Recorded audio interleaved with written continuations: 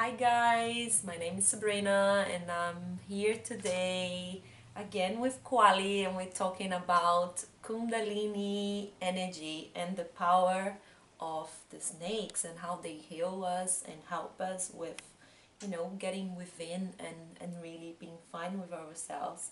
It's such an amazing topic that we really wanted to talk more about it. Yes, Kwali, if you could just give us a little intro again about your work and how you work with the snakes. Okay, so I'm Kwali Kumara, Haribajan Kaur, and I teach Kundalini Yoga and Gong meditation and serpent healing. And the serpent healing workshops, they are specifically devised with the help of my guru, who authenticated this work so that we could actually perform this amazing work together, because obviously serpents haven't been used in Kundalini Yoga before, and there are a lot of rules and regulations with Kundalini Yoga. Yeah. We stay very strict to the teachings, so it was very important for me to have the support of my guru, Shiv Sharan Singh, to enable me to be able to perform this work. And he saw in me the fact that I absolutely love to help people get over their fear. And I worked with my serpents in the performance environment before I found the teachings. So I was really amazed at how much of an impact and how much an effect they have on people, and how many people are still really scared of them. So that then, with my guru's help, it inspired me to be able to work with them in a sacred environment, so that people could meet them in a very calm and safe and sacred way, in the perfect headspace, which is directly after meditation and yoga. So the work has now evolved to special workshops, which are always quite intimate. We never have any more than 20 people. And we work with up to 8 or 9 snakes, depending on which snake is available at the time. And we work with different serpents, depending on the energy that we're working with and the chakra that we're working with. And so far, I've not managed to fail yet in helping anyone over their fear. So far, it's working really well, and people come to me on a regular basis to face their fear, and they also come in a one-to-one if they need to. But I do strongly encourage people to come and work in the group energy, because it's the group energy that really facilitates this work the best, because people are able to view the serpents with other students, and that then gives them the confidence and the courage to be able to take that leap into themselves, to hold a snake. Great. So it's really nice to have you here, Kwali. I just wanted to get to know you a little bit more, and ask you a few questions about spirituality. And we are here with the serpents, and they do have a bad press with the Bible and everything. So one question we love to ask our guests is, do you believe in God, and what does God means to you? Absolutely, I believe in God. So yes, of course. How could I not? I teach people to believe in God. I teach, the way I teach is I teach that the God is within and without. God is in everything, in all beings. We are one. If you can't see God in all, you can't see God at all. This is the words of Yogi Bhajan, and this is really a mantra that I like to try to live by. It's a challenge every day to see the God in all.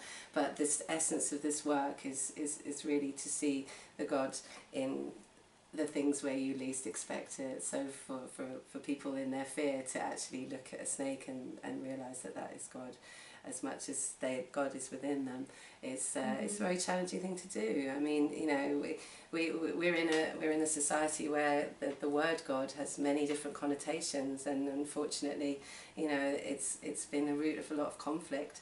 So my essence, my mission would be to try to help people to harmonise again with that word, in particular that word, because so many people have connotations from their childhood where a certain religion or spirituality has been forced upon them, so people have so many hang-ups around God that, really, that's why I love the teachings. They're so powerful because they confront that. I mean, we even have meditations where Yogi Bhajan has given us the word God to chant, which actually people are so happy to chant in Sanskrit or in Gurumukhi, but as soon as you ask them to chant the word God, it becomes a real issue. So yeah, I think it's really important that, you know, God is a subject, you know, because it's what we all are, you know. I have always believed, you know, but I don't like to say that I'm following any particular religion. I teach Sikh Dharma, I teach, you know, so I would say if I had to commit to a religion, that's the one that I would be committing to. But I also believe in the earth as God, you know, so I believe that there is many different ways of viewing God, and the more open you can be about how you feel about God, the better, you know, because I think when people have too much of a narrow view of what God is, that's where the problems kick in. Definitely. And speaking about that, it's one of the things that we are trying with the Power Within is to really help people to, you know, establish that connection with the God within and the power within themselves.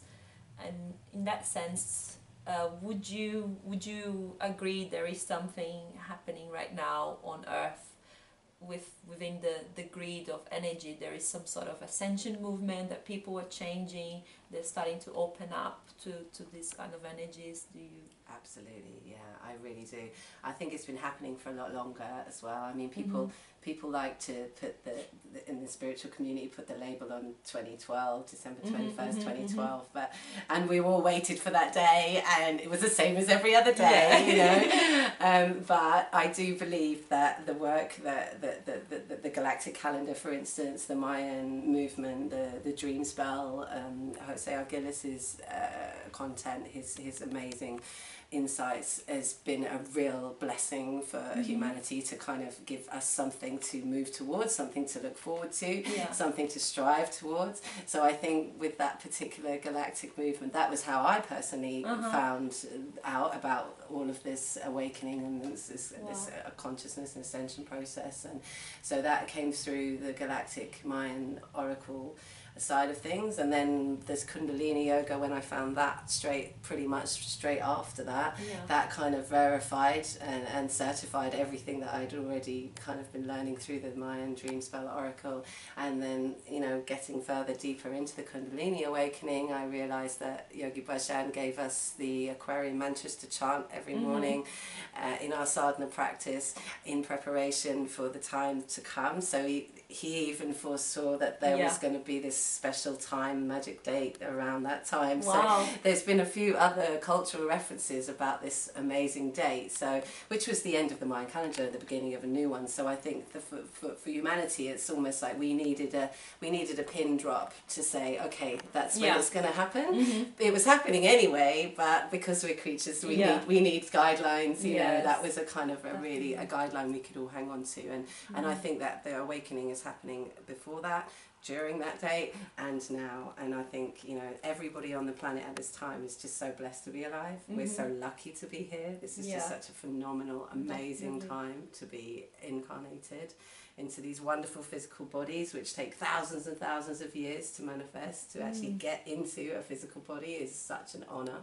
So I really think, you know, the as much darkness as there is out there, there is as much light, and it's just taking a little while for that light to shine through. But, you know, once it starts burning through the darkness, there'll be no stopping it. And the more people like yourself doing the work that you do, and to get this message out there, to awaken people, you know, through the media, which is the most powerful tool that we have, and the more people use it consciously, like yourself, I think that the smoother it'll be and the easier it'll be, because, you know, we have all the tools.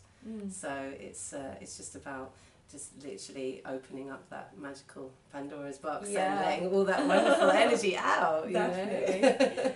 And speaking about magical, we love to ask our guests. I wanted to say thank you so much for you being here as well. But as our last question, I'd really like to know, what was the most amazing experience you have had in your journey, or the darkest? I don't know if you'd like to share with us, but Oh, there's been so many.